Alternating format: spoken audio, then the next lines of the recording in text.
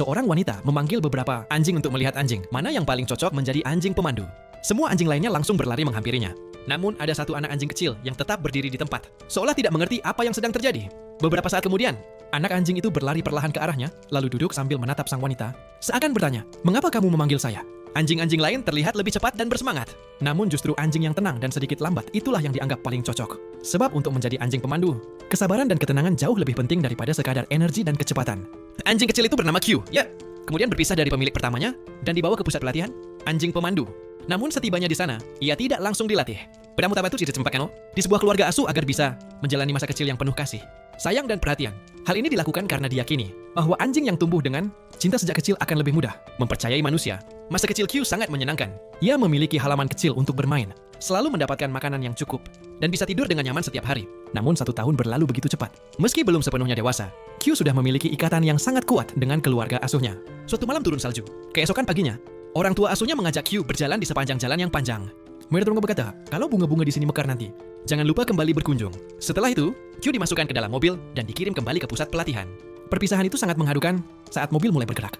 Keluarga asuhnya bahkan berlari mengikuti mobil sejauh beberapa meter, sebelum akhirnya melambaikan tangan untuk mengucapkan selamat tinggal. Itu adalah perpisahan kedua dalam hidup Q. Ketika tiba di pusat pelatihan, Q tidak langsung menyukai kehidupan di sana. Ia sudah terbiasa dengan makanan enak di rumah keluarga asuhnya. Saat diberi makanan anjing biasa, ia malah memalingkan wajah dan menendang mangkuknya hingga bergeser jauh. Malam itu ia hampir tidak makan sama sekali.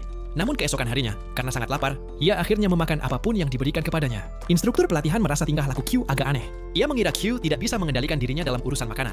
Saat anjing-anjing lain patuh mengikuti perintah, Q seringkali hanya duduk diam dengan malas, seolah tidak peduli dengan latihan yang sedang berlangsung.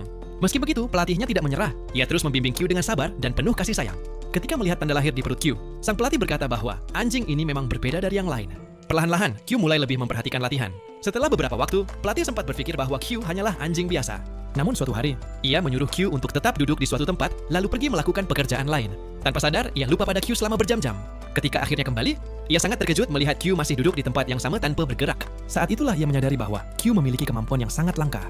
Pengendalian diri yang luar biasa. Ketika latihan navigasi dimulai, Q dengan mudah mengingat tangga, tikungan, dan berbagai rute perjalanan. Saat pelatih membuat berbagai rintangan untuk mengujinya, Q bahkan terkadang menguap karena bosan. Itu menunjukkan bahwa ia tidak mudah panik dalam situasi sulit. Tak lama kemudian, tibalah ujian untuk menjadi anjing pemandu. Sebuah suara keras tiba-tiba terdengar.